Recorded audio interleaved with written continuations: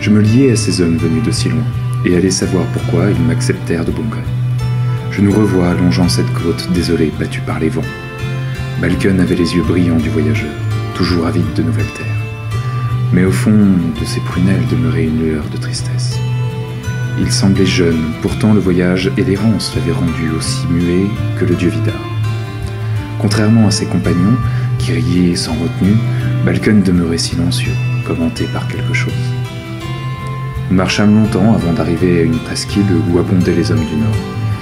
La plupart étaient en armes et s'attroupaient autour de grands feux. Dans la nuit, les flammes semblaient danser sur leurs visages.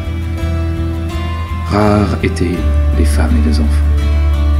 Notre troupe alla saluer un quelconque chef, pour ce que je compris de la conversation, puis on se trouva une place dans un des cercles. Une grande bataille devait avoir lieu au matin, et chacun espérait une part du butin, ou, à défaut, mourir les armes à la main.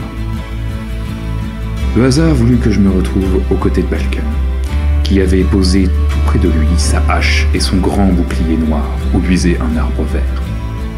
Balken se pencha vers moi et je pus enfin discerner le son de sa voix.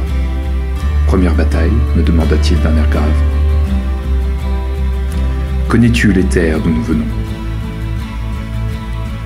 « Nul homme ne devrait ignorer la beauté des terres du Nord, me dit-il.